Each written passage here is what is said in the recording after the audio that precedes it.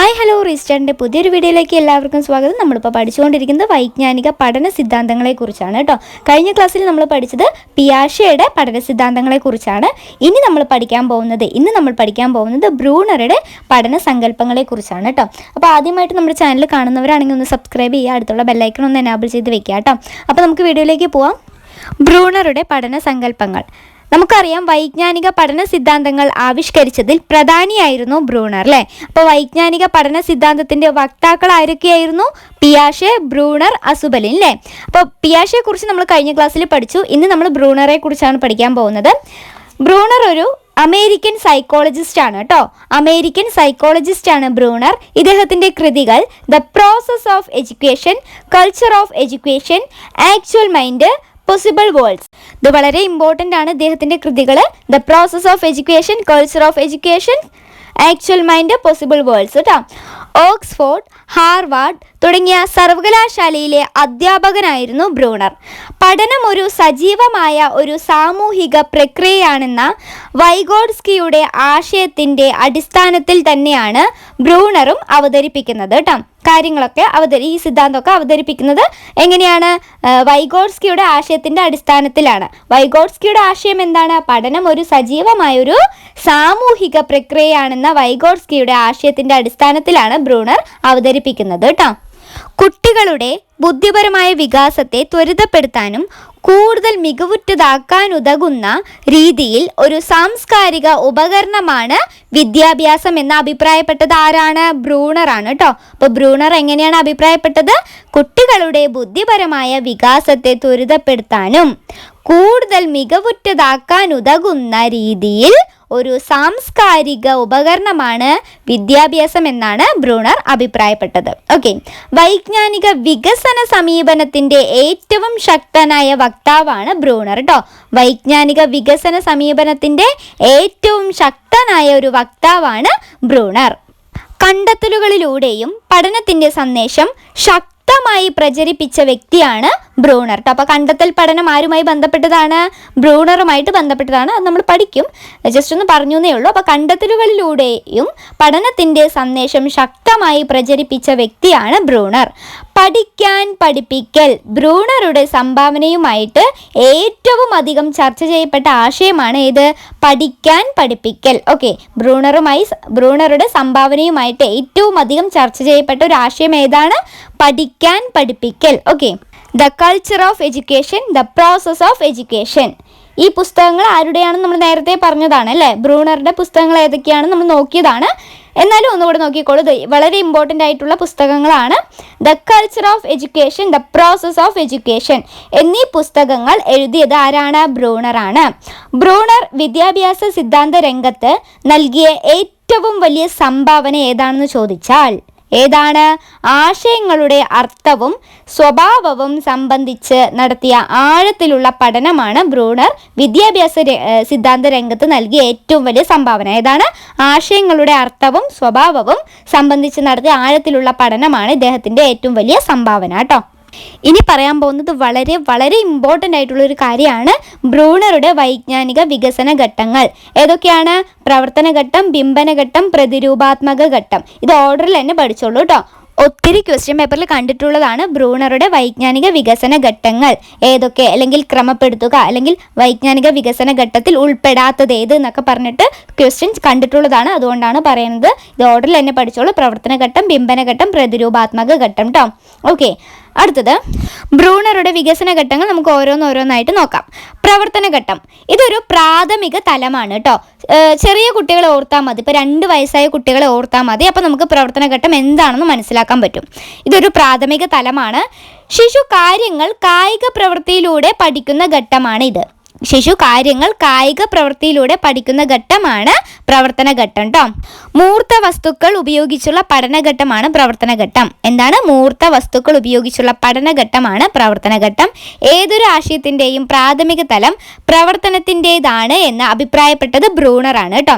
ഇവിടെ ഒബ്ജക്റ്റിനാണ് ഏറ്റവും കൂടുതൽ പ്രാധാന്യം. വസ്തുക്കൾക്ക് ഒബ്ജക്റ്റിനാണ് പ്രാധാന്യം. അപ്പോൾ അത് ഓർത്താൽ മതി. പ്രവർത്തന ഘട്ടത്തിൽ ഒബ്ജക്റ്റിനാണ് പ്രാധാന്യം കേട്ടോ. ഈ 2 വയസ്സായ കുട്ടികളെയൊക്കെ ഓർത്താൽ മതി. കുട്ടികൾക്ക് എന്താണ് എന്ത് വേണം? ഇവർക്ക് വാക്കുകൊണ്ട് പറഞ്ഞാൽ മനസ്സിലാവോ? ഭാഷ ഉപയോഗിച്ച് പറഞ്ഞാൽ മനസ്സിലാവില്ല. ഒബ്ജക്റ്റ് അല്ലേ, വസ്തു തന്നെ കാണിച്ചു കൊടുക്കണം. ഓക്കെ, ഇതാണ് പ്രവർത്തന ഘട്ടം കൊണ്ട് ഉദ്ദേശിക്കുന്നത്.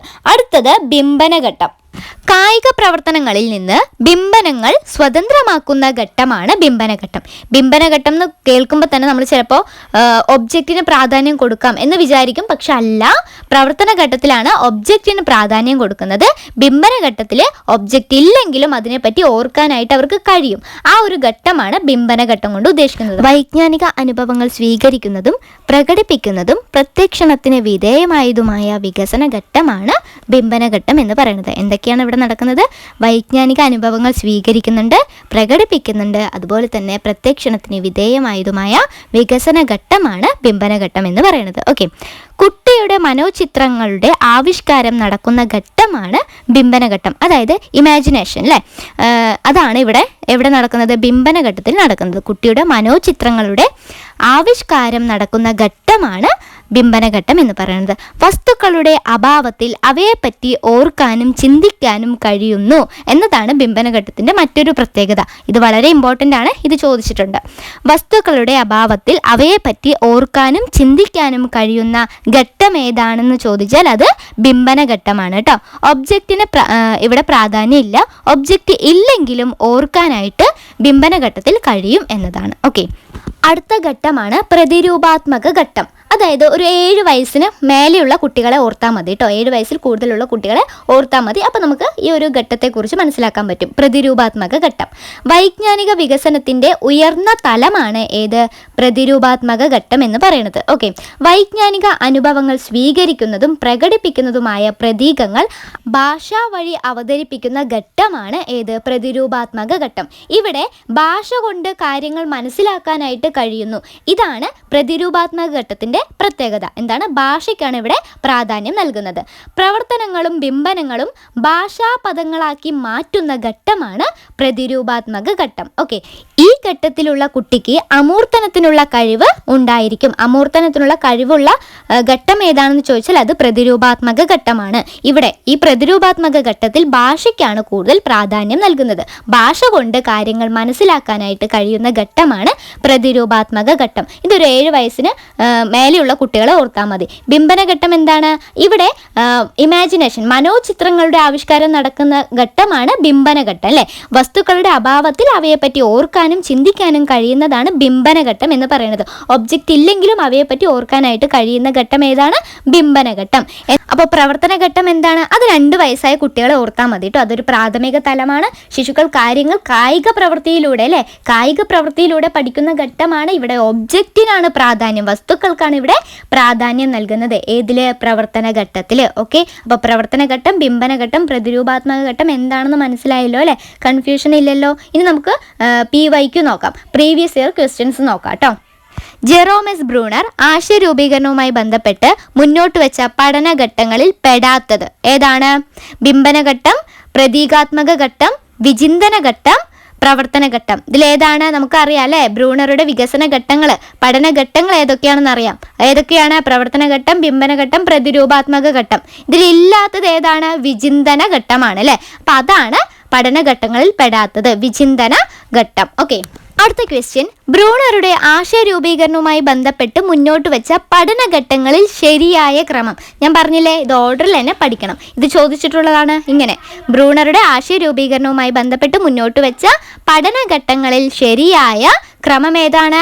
പ്രവർത്തനഘട്ടം, ബിംബനഘട്ടം, പ്രതിരൂപാത്മക ഘട്ടം. എങ്ങനെയാണ്? പ്രവർത്തനഘട്ടം, ബിംബനഘട്ടം, പ്രതിരൂപാത്മക ഘട്ടം. ഈ ഓർഡറിൽ തന്നെ പഠിച്ചോളൂ. അടുത്ത ക്വസ്റ്റ്യൻ, ആശയരൂപീകരണ പ്രക്രിയയുടെ ഏത് ഘട്ടത്തിലാണ് വസ്തുക്കളുടെ അഭാവത്തിൽ അവയെപ്പറ്റി ഓർക്കാനും ചിന്തിക്കാനും കഴിയുന്നത്? ഏതിലാണ്? ബിംബനഘട്ടത്തിലാണോ അതോ പ്രവർത്തന ഘട്ടത്തിലാണോ അതോ പ്രതിരൂപാത്മക ഘട്ടത്തിലാണോ? നമുക്കറിയാം അല്ലേ, വസ്തുക്കളുടെ അഭാവത്തിൽ അവയെ പറ്റി ഓർക്കാനും ചിന്തിക്കാനും കഴിയുന്നത് ബിംബനഘട്ടമാണ്. ഓക്കെ, ഇനി നമ്മൾ നോക്കാൻ പോകുന്നത് ബ്രൂണർ നിർദ്ദേശിക്കുന്ന പഠന രീതികൾ അല്ലെങ്കിൽ ബ്രൂണറുടെ ആശയങ്ങൾ ഏതൊക്കെയാണെന്നാണ്. കണ്ടെത്തൽ പഠനം, ചാക്രികാരോഹണ രീതി, ആശയദാന മാതൃക. ഇത് 3ഉം ബ്രൂണറുടെ ആശയങ്ങളാണ് കേട്ടോ. നമുക്കിത് ഓരോന്നോരോന്നായിട്ട് നോക്കാം. അതിനു മുൻപ് ഇതുമായി ബന്ധപ്പെട്ട 2 PYQ നോക്കാം. ഓരോ പഠനവും നേരത്തെ നേടിയ അറിവിൻ്റെ അടിത്തറയിൽ നിന്നുള്ള പുതിയ കണ്ടെത്തലുകളാണ്.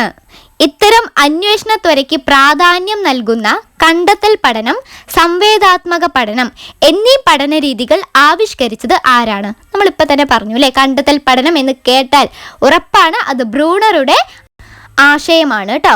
ഓരോ പഠനവും നേരത്തെ നേടിയ അറിവിൻ്റെ അടിത്തറയിൽ നിന്നുള്ള പുതിയ കണ്ടെത്തലുകളാണ്. ഇത്തരം അന്വേഷണത്വരയ്ക്ക് പ്രാധാന്യം നൽകുന്ന കണ്ടെത്തൽ പഠനം, സംവേദാത്മക പഠനം എന്നീ പഠന രീതികൾ ആവിഷ്കരിച്ചത് ആരാണ്? ബ്രൂണറാണ്. അടുത്ത ക്വസ്റ്റ്യൻ, കണ്ടെത്തൽ പഠനം താഴെ പറയുന്നതിൽ ആരുടെ സംഭാവനയാണ്? ആരുടെയാണ്? നമുക്കറിയാം അല്ലേ.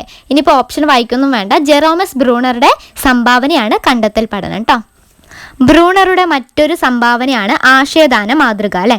ആശയദാന മാതൃക ആവിഷ്കരിച്ചത് ബ്രൂണറാണ്. ആശയ രൂപീകരണത്തിന്റെ വിവിധ ഘട്ടങ്ങൾ ഏതൊക്കെയാണെന്ന് നോക്കാം. നിരീക്ഷണം, താരതമ്യം, തരംതിരിക്കൽ, നിഗമനം. ആശയ രൂപീകരണത്തിന്റെ വിവിധ ഘട്ടങ്ങൾ എന്താണ്? നിരീക്ഷണം, താരതമ്യം, തരംതിരിക്കൽ, നിഗമനം. ഓക്കെ, ആശയത്തിന്റെ 5 ഘടകങ്ങൾ ഏതൊക്കെയാണെന്ന് കൂടെ നോക്കാം. ആശയത്തിന്റെ 5 ഘടകങ്ങൾ ഏതൊക്കെയാണെന്ന് നോക്കാം.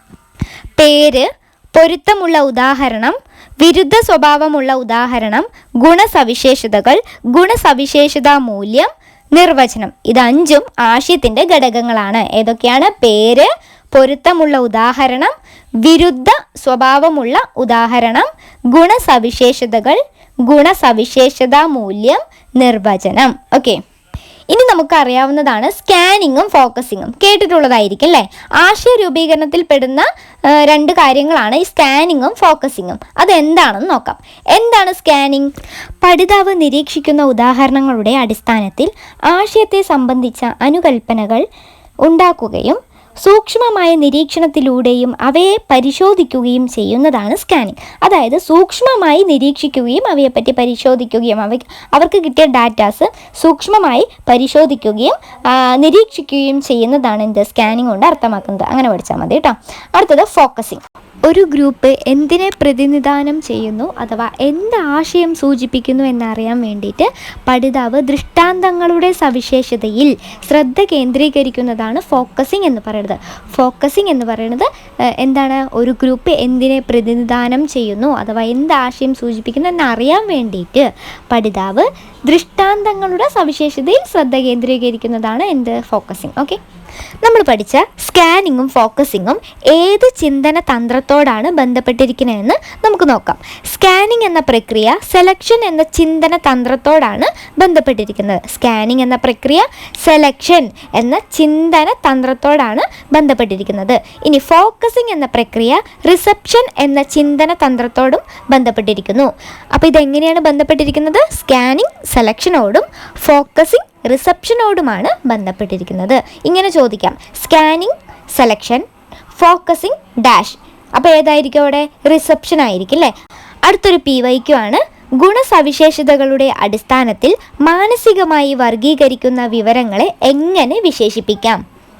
ഗുണസവിശേഷതകളുടെ അടിസ്ഥാനത്തിൽ മാനസികമായി വർഗീകരിക്കുന്ന വിവരങ്ങളെ ആശയം എന്ന പേരിൽ വിശേഷിപ്പിക്കാം. ആശയമാണ് ഗുണസവിശേഷതകളുടെ അടിസ്ഥാനത്തിൽ മാനസികമായി വർഗീകരിക്കുന്ന വിവരങ്ങളെ ആശയം എന്നാണ് പറയുന്നത് കേട്ടോ. ദെൻ ഇനി വരുന്നതും ഒരു PYQ ആണ്. ആശയ രൂപീകരണത്തിൻ്റെ പ്രക്രിയാഘട്ടം. ആശയരൂപീകരണത്തിൻ്റെ പ്രക്രിയാഘട്ടം ഏതാണ്? സംവേദനം, പ്രത്യക്ഷണം, വർഗീകരണം, സാമാന്യവൽക്കരണം. ഇത് ഇമ്പോർട്ടൻ്റ് ആണ്. ആശയരൂപീകരണത്തിൻ്റെ പ്രക്രിയാഘട്ടം എങ്ങനെയാണ്? സംവേദനം ഫസ്റ്റ്, സെക്കൻഡ് പ്രത്യക്ഷണം, തേർഡ് വർഗീകരണം, ഫോർത്ത് സാമാന്യവൽക്കരണം. ഇത് ഓർഡറിൽ പഠിച്ചോളൂ കേട്ടോ. അടുത്തത് കണ്ടെത്തൽ പഠനം എന്ന ആശയം മുന്നോട്ട് വെച്ചത് ആരാണ്? നമുക്കറിയാം, ബ്രൂണറാണ് അല്ലേ. സ്വന്തം ബുദ്ധിയും ചിന്താശക്തിയും ഉപയോഗിച്ച് അവനവന് വേണ്ടി പഠനം നടത്തുന്ന രീതിയാണ് കണ്ടെത്തൽ പഠനം. അപ്പോൾ കണ്ടെത്തൽ പഠനം എന്താണ്? സ്വന്തം ബുദ്ധിയും ചിന്താശക്തിയും ഉപയോഗിച്ച് അവനവന് വേണ്ടി പഠനം നടത്തുന്ന രീതിയാണ് കണ്ടെത്തൽ പഠനം കേട്ടോ. ടീച്ചർ ഒരു സഹായിയും കൈത്താങ്ങും കൊടുക്കുന്നു. അപ്പോൾ കുട്ടികൾക്ക് ടീച്ചർ എന്താണ്? ഒരു സഹായിയും കൈത്താങ്ങും കൊടുക്കുന്ന വ്യക്തിയാണ് കേട്ടോ. ചാക്രികാരോഹണ രീതി. ചാക്രികാരോഹണ രീതി എന്ന ആശയം മുന്നോട്ട് വെച്ചത് ബ്രൂണറാണ്.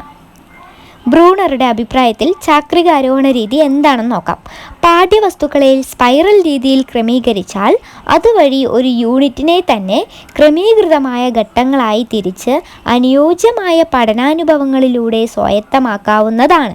അതായത് കണ്ടോ, ഇതാണ് ചാക്രികാരോഹണ രീതി, സ്പൈറൽ അപ്രോച്ച് എന്ന് പറയുന്നത്. ഓക്കെ, ഇതിൻ്റെ മറ്റൊരു പേരുണ്ട് സർപ്പിള സമീപനം എന്നും പറയുന്നുണ്ട് കേട്ടോ.